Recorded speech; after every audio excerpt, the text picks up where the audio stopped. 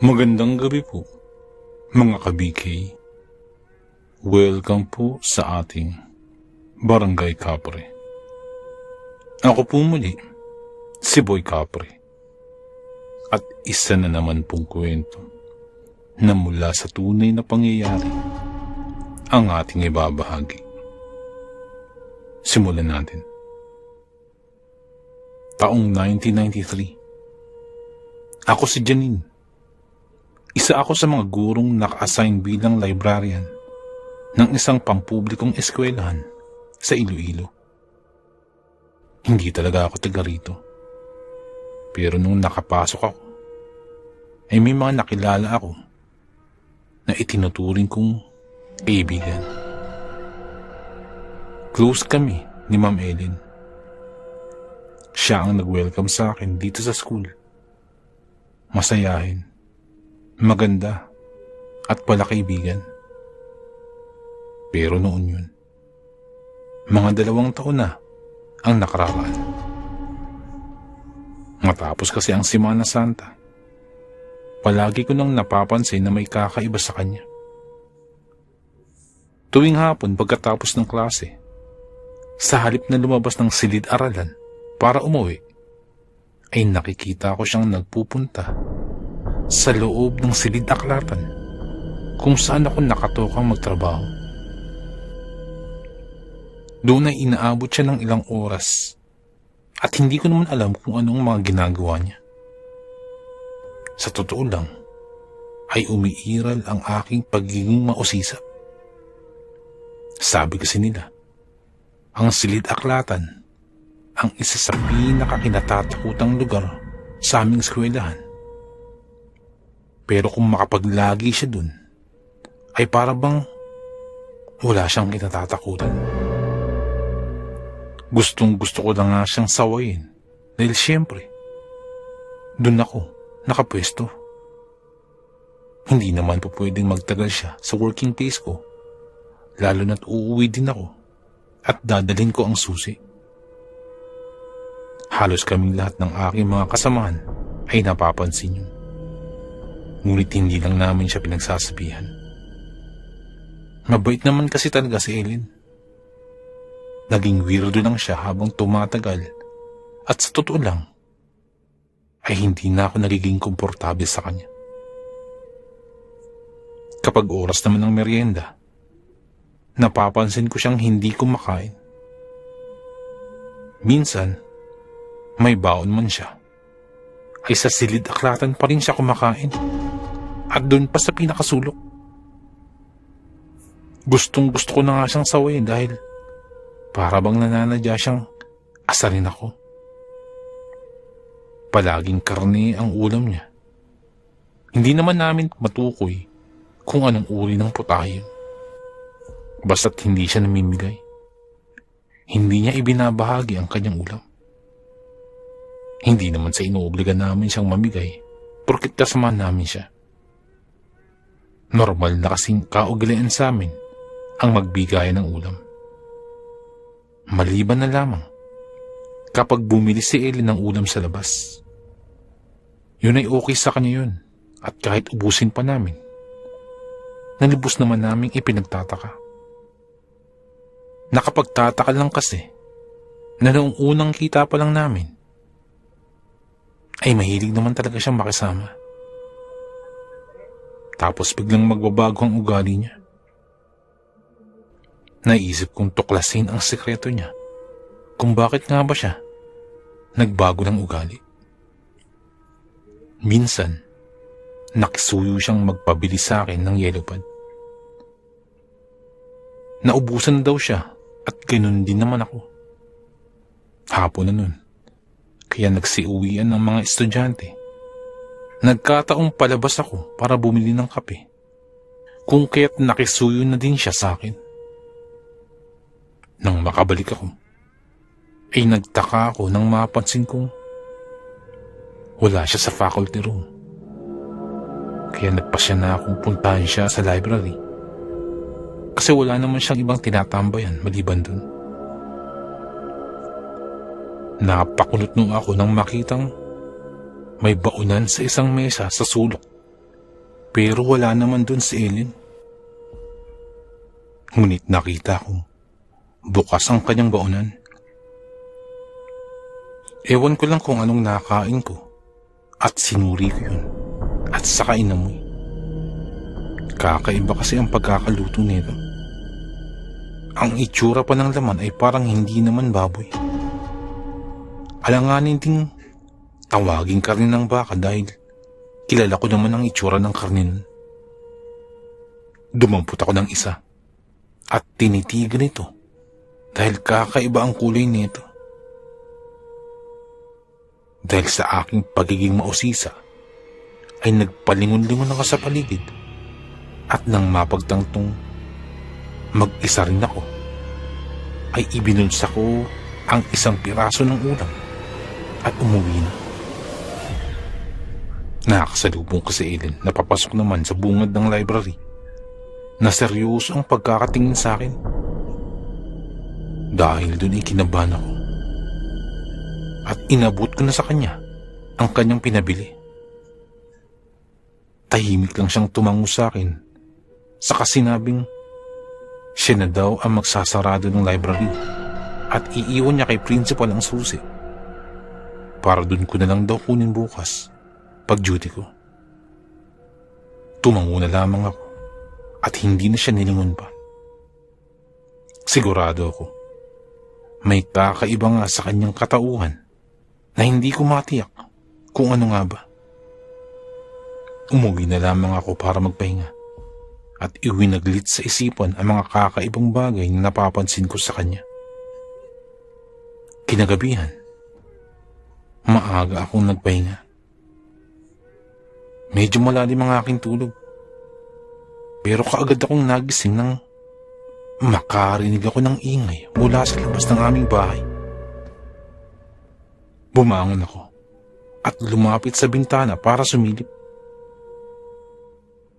Kaya nakita ko sa madilim na bahagi ng kalsada ang isang bulto ng babaeng nagmamadaling maglakad palayo doon. Hindi ko alam kung ano ba ang nasa isip ko ng mga oras na yun. At bumaba ako ng hagdan. Nahagip ko ng tingin ng aking makapal na hoodie at isinuot yun. Lumabas ako ng bahay kahit nakita ko na sa orasan na 2:00 pa lamang ng madaling araw. Nayakap ko tuloy ang aking sarili nang salubungin ako ng paghampas ng malamig na hangin. Hindi ko alam kung bakit narito ako sa labas. Nauudyukan lamang ako ng aking pagiging mausisa, lalo na patungkol sa babae. Hindi ko naman mautusan ng aking sarili na pumihit pabalik sa bahay kasi nga gusto ko siyang sundan. Pamilyar ang amoy ng pabango ng babae na naiiwan sa ere, kasing bango ng pabango ni Ellen. Nang mapagtanto ko yun, ay malakas na kumabog ang aking dibdib. Para akong mabibingi sa sobrang paggalabog ng aking dibdib. Naisip ko, baka napagkamalan ko lamang ang amoy na yun. Pero naaalala ko ang parte ng karning ninakaw ko mula sa baunan niya. Minsan ko na itong naitanong sa isa kong kapitbahay na nagkakate ng baboy. At nang makita niya ang kapirasong laman na kinuha ko sa ulam ni Ellen, ay hindi raw ito karne ng baboy o karne ng baka man lamang, lalo nang hindi manok. Maaari daw na karne ito ng tao. Parang matutuno na kandila ang aking mga paa nang maisip na baka nga totoo ang hinala ko na aswang si Ellen.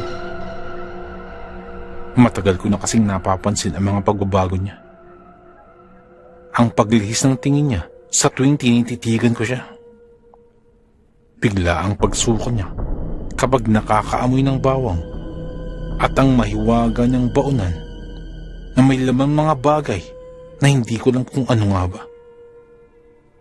Nagpatuloy ako sa paglalakad kahit hindi ko natanaw ang babae. May pakiramdam akong Alam ko kung saan siya pupunta. Iisa lang naman ang alam kong tambayan ng aswang dito sa amin. Dun sa lumang bahay na abandonado. Maraming usap-usapan na may mga naririnig na huni ng aswang sa nasabing lugar. Ayon sa usap-usapan, ay nagsisilbi itong paliparan ng mga nilalang na may pakpak. Dito sila nag-aabang ng mabibiktima at tinatangay nila papunta sa malayang lugar. Sa kaso ni Eden, ayos pa naman siya ng mga nakaraang buwan. Nang matapos lang talaga ang Semana Santa, ay nagbago na siya. Una, napansin kong palagi siyang nauuhaw. Inom siya ng inom ng tubig. Kahit sa tingin ko ay busog na siya. Kapag oras naman ang tanghalian, ay nagtataka kami dahil hindi na namin mahagilap si Ellen. Kung dati ay siya pang nanlilibre sa amin, ngayon ay isa na siya sa pinakamakunat na guro sa buong eskwelahan. May mga panahon pang ayaw niyang mamigay ng baon niya sa mga estudyanteng walang makain. Higit sa lahat, ayaw na ayaw niyang may nagbubukas ng kanyang baonan at tinitingnan kung anong laman nun. Bumuntong hininga ako at saglit na tumigil. Malamig naman ang hangin, pero pinagpapawisan ako. Halos hirap na din akong makahakbang dahil sa labis na takot. Hindi ko alam kung makakaya ko pa ba ang mga bagay na makikita ko. Nagkubli ako sa isang bakanting bunkhouse na walang dingding. Maraming nakatambak na gamit at wala namang ilaw. Medyo kumalma ang pakiramdam ko dun at nakiramdam sa paligid habang sinusulit ko ng tingin ang malaking bahay sa tapat. Nakita kong dahan-dahang naglalakad ang babae papunta dun. Nang humarap siya sa kalsada, ibig kong himatayin sa gulat nang mamukaan ang babae. Siya si Ellen. Nanghihina siyang napatingala sa langit na dahan-dahang lumiwanag. Ngayon ko lamang napansin na kabilugan pala ng buwan. Unti-unti nang lumiwanag ang buong lugar hanggang sa makita kong kinukuyumos na niya ang kanyang dibdib sa labis na nadaramang sakit. Para ba siyang nawawala sa sarili at may iniindang kirot na hindi ko naman malaman kung ano. Basta't ang alam ko lamang ay mas humaba kaysa karaniwan ang kanyang kamay at maging ang kanyang buhok. Ang kanyang bibig ay may mga tumutulong naglalagkitang laway. Hindi ako makapagsalita nang makita ang itsura niyang yun. Para bang oras na tumapak ang sino man sa laway niyang yun ay wala nang kawala. Natakot ako ng husto nang makita kong wala nang bakas ng pagiging tao ang kanyang buong pagkatao. Sa sobrang takot ko'y napaatras ako at nagdasal na sana ay wag na niya akong saktan pa. Nang magpalundag-lundag ang babae palayo, ay dun pa lamang ako nakahinga ng maluwag. Hindi ko alam kung saan na siya papunta, pero batid kong maghahanap siya ng mabibiktima. Tulirong lumabas ako sa aking pinagtataguan at kaagad na nagsisigaw nang makitang isang malaking asong umaangil ang nakaabang sa aking daraanan. Nanginginig na hindi ko malaman ang gagawin habang pinagmamasdan ang kanyang mapupula at nandilisik na mga matang nakatitig sa akin. Sumingasing siya na parang leon at halos impit akong napasigaw nang makita ko kung papaano siya lumundag sa ere papunta sa akin upang sugurin ako. Yung kalmot niya sa aking leg ay napakasakit at napakahapdi. Mabilis ko itong nasapo at nagtatakbo kaagad palayo.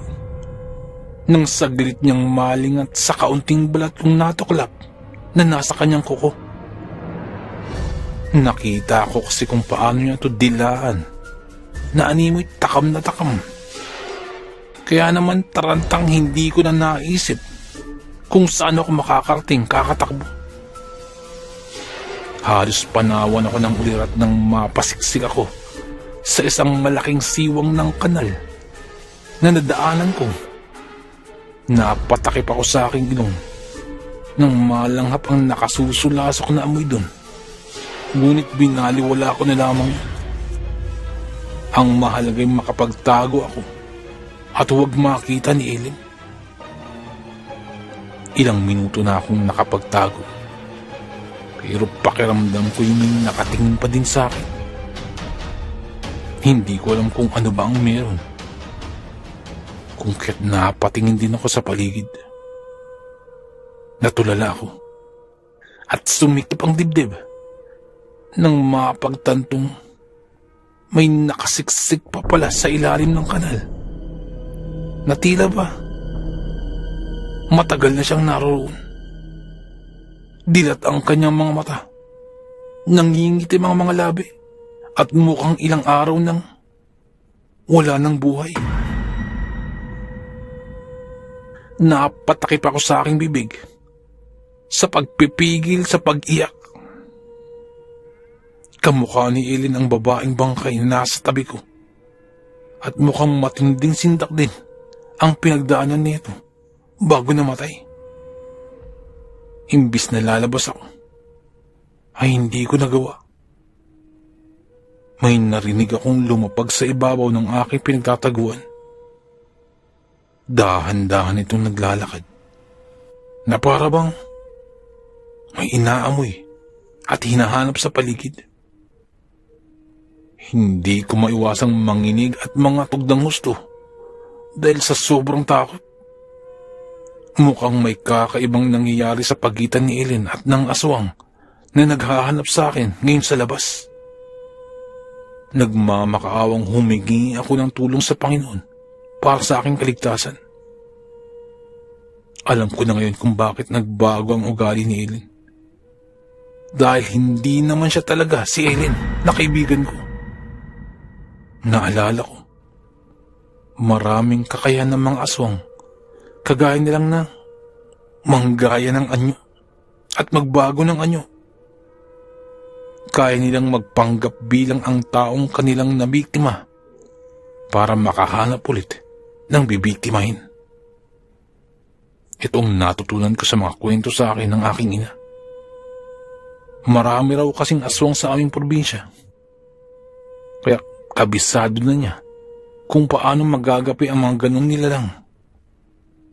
Dahil yun inaisipan kong kapain ang aking bulsa. At sa sobrang tuwa, ang aking nadama nang maalala kong nasa aking bulsa ang munting botelyang may lamang langis na pinabaon sa akin ng aking ina. Hinawakan ko ito ng mariin at pinagmasdan. Kumukulo ito na tila ba nakasalang sa apoy. Naririnig ko na ang huni ng aswang. Kung kaya't nagpasya na akong lumabas sa pinagtataguan. Nang paliguan ako ng kung sino man, ng isang malapot at malagkit at mabahong likido. Nang tumingala ako, mula yun sa nakangangang bibig ng aswang at naghahanda na palang sakmalin ako. Bigla akong ipinasak sa kanyang bibig ang langis na daladala ko. Nagpupumiglas ang aswang at naging abala sa pagtanggal sa langis na iniwan ko sa kanyang bibig. Sinamantala ko rin ang pagkakataon at nagtatatakbo palayo. Humahangos na nakarating ako sa kalye malapit sa aming bahay. Pinagkakatok ko ang lahat ng aking mga kapitbahay. Hanggang sa silang lahat na ay magising. Dinaluhan ako ng mga to at tinanong kung ano nga bang nangyayari. Nanginginig na isinalaysay ko sa kanila ang ginawa ng aswang kanina. May nagpatawag ng pulis at nagtungo sa itinuturo kong pinangyarihan ng krimen. doon ay natagpuan ang bangkay ni Eileen. Naging maingat na ang lahat dahil sa gumagalang aswang na nagpapanggap lang pala bilang ibang tao para makapanglaway ng mabibiktima.